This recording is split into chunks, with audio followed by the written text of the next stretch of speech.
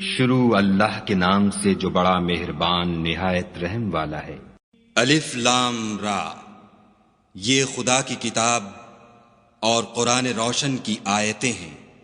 کسی وقت کافر لوگ آرزو کریں گے کہ اے کاش وہ مسلمان ہوتے۔ اے محمد صلی اللہ علیہ وآلہ وسلم، ان کو ان کے حال پر رہنے دو کہ کھا لیں اور فائدے اٹھا لیں، اور طول عمل ان کو دنیا میں مشغول کیے رہے۔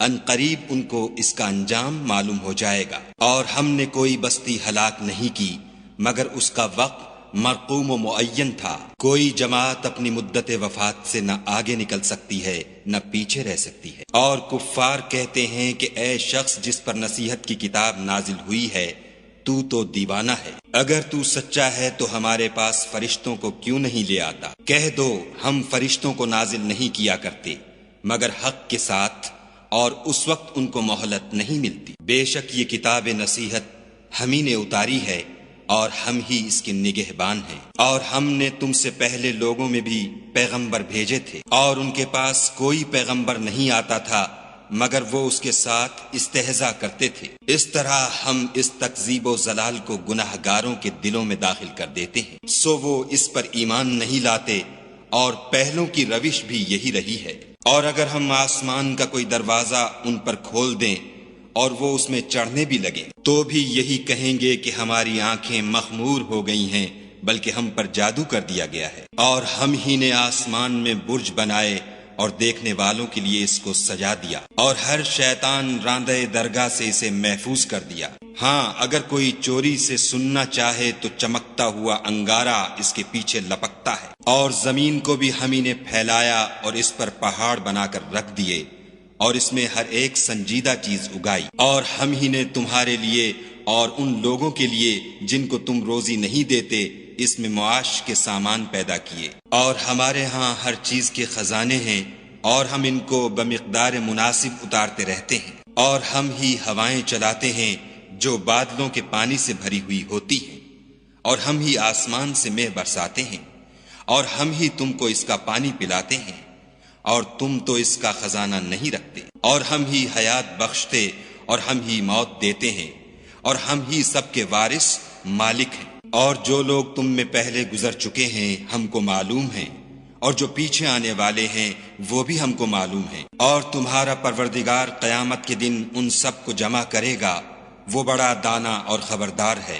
اور ہم نے انسان کو کھنکھناتے سڑے ہوئے گارے سے پیدا کیا ہے، اور جنوں کو اس سے بھی پہلے بے دھوئیں کی آگ سے پیدا کیا تھا۔ اور جب تمہارے پروردگار نے فرشتوں سے فرمایا کہ میں کھنکھناتے سڑے ہوئے گارے سے ایک بشر بنانے والا ہوں، جب اس کو صورت انسانیہ میں درست کر لوں اور اس میں اپنی بے بہا چیز یعنی روح پھونک دوں تو اس کے آگے سجدے میں گر پڑنا۔ تو فرشتے تو سب کے سب سجدے میں گر پڑے مگر شیطان کہ اس نے سجدہ کرنے والوں کے ساتھ ہونے سے انکار کیا۔ خدا نے فرمایا کہ ابلیس تجھے کیا ہوا ہے کہ تو سجدہ کرنے والوں میں شامل نہ ہوا؟ اس نے کہا میں ایسا نہیں ہوں کہ انسان کو جس کو تو نے کھنکھناتے سڑے ہوئے گارے سے بنایا ہے سجدہ کروں۔ خدا نے فرمایا یہاں سے نکل جا، تو مردود ہے، اور تجھ پر قیامت کے دن تک لعنت برسے گی۔ اس نے کہا کہ پروردگار مجھے اس دن تک مہلت دے جب لوگ مرنے کے بعد زندہ کیے جائیں گے۔ فرمایا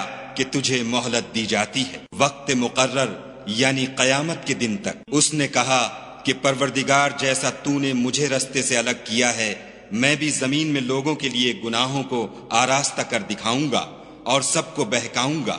ہاں ان میں جو تیرے مخلص بندے ہیں ان پر قابو چلنا مشکل ہے۔ خدا نے فرمایا کہ مجھ تک پہنچنے کا یہی سیدھا رستہ ہے۔ جو میرے مخلص بندے ہیں ان پر تجھے کچھ قدرت نہیں کہ ان کو گناہ میں ڈال سکے، ہاں بدراہوں میں سے جو تیرے پیچھے چل پڑے۔ اور ان سب کے وعدے کی جگہ جہنم ہے، اس کے 7 دروازے ہیں، ہر ایک دروازے کے لیے ان میں سے جماعتیں تقسیم کر دی گئی ہیں۔ جو متقی ہیں وہ باغوں اور چشموں میں ہوں گے، ان سے کہا جائے گا کہ ان میں سلامتی اور خاطر جمع سے داخل ہو جاؤ، اور ان کے دلوں میں جو کدورت ہوگی ان کو ہم نکال کر صاف کر دیں گے، گویا بھائی بھائی تختوں پر ایک دوسرے کے سامنے بیٹھے ہوئے ہیں، نہ ان کو وہاں کوئی تکلیف پہنچے گی اور نہ وہ وہاں سے نکالے جائیں گے۔ اے پیغمبر صلی اللہ علیہ وآلہ وسلم، میرے بندوں کو بتا دو کہ میں بڑا بخشنے والا اور مہربان ہوں، اور یہ کہ میرا عذاب بھی درد دینے والا عذاب ہے۔ اور ان کو ابراہیم کے مہمانوں کا احوال سنا دو۔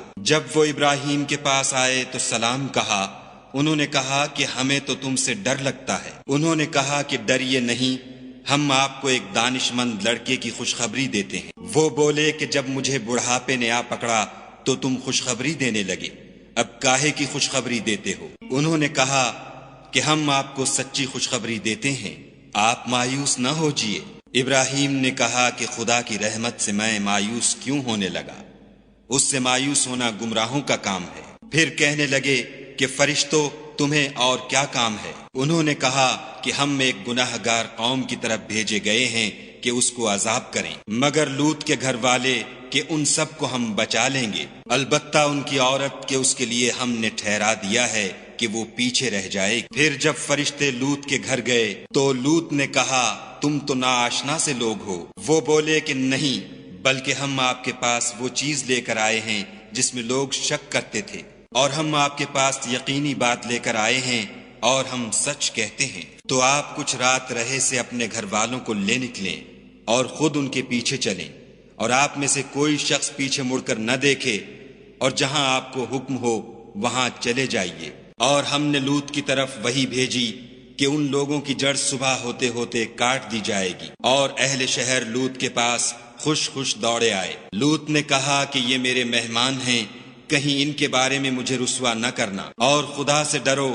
اور میری بے آبروئی نہ کیجو۔ وہ بولے کیا ہم نے تم کو سارے جہان کی حمایت و طرفداری سے منع نہیں کیا؟ انہوں نے کہا کہ اگر تمہیں کرنا ہی ہے تو یہ میری قوم کی لڑکیاں ہیں، ان سے شادی کر لو۔ اے محمد صلی اللہ علیہ وآلہ وسلم، تمہاری جان کی قسم وہ اپنی مستی میں مدہوش ہو رہے تھے، سو ان کو سورج نکلتے نکلتے چنگھاڑ نے آ پکڑا، اور ہم نے اس شہر کو الٹ کر نیچے اوپر کر دیا اور ان پر کھنگر کی پتھریاں برسائیں۔ بے شک اس قصے میں اہل فراست کے لیے نشانی ہے، اور وہ شہر اب تک سیدھے رستے پر موجود ہے۔ بے شک اس میں ایمان لانے والوں کے لیے نشانی ہے، اور بن کے رہنے والے یعنی قوم شعیب کے لوگ بھی گناہ گار تھے، تو ہم نے ان سے بھی بدلہ لیا، اور یہ دونوں شہر کھلے رستے پر موجود ہیں۔ اور وادی ہجر کے رہنے والوں نے بھی پیغمبروں کی تکذیب کی، ہم نے ان کو اپنی نشانیاں دیں اور وہ ان سے منہ پھیرتے رہے، اور وہ پہاڑوں کو تراش تراش کر گھر بناتے تھے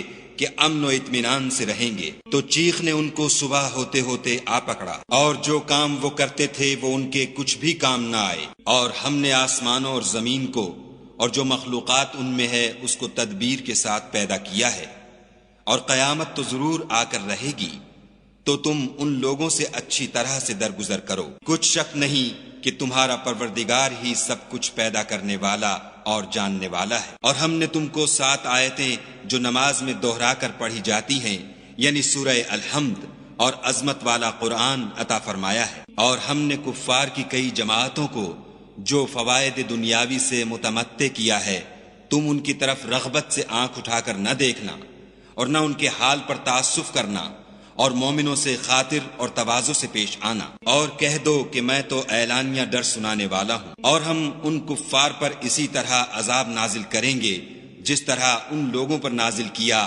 جنہوں نے تقسیم کر دیا، یعنی قرآن کو کچھ ماننے اور کچھ نہ ماننے سے ٹکڑے ٹکڑے کر ڈالا۔ تمہارے پروردگار کی قسم ہم ان سے ضرور پرسش کریں گے ان کاموں کی جو وہ کرتے رہے، پس جو حکم تم کو خدا کی طرف سے ملا ہے وہ لوگوں کو سنا دو، اور مشرکوں کا ذرا خیال نہ کرو۔ ہم تمہیں ان لوگوں کے شر سے بچانے کے لیے جو تم سے استہزاء کرتے ہیں کافی ہیں، جو خدا کے ساتھ اور معبود قرار دیتے ہیں، سو ان قریب ان کو ان باتوں کا انجام معلوم ہو جائے گا، اور ہم جانتے ہیں کہ ان کی باتوں سے تمہارا دل تنگ ہوتا ہے، تو تم اپنے پروردگار کی تسبیح کہتے اور اس کی خوبیاں بیان کرتے رہو، اور سجدہ کرنے والوں میں داخل رہو، اور اپنے پروردگار کی عبادت کیے جاؤ یہاں تک کہ تمہاری موت کا وقت آ جائے۔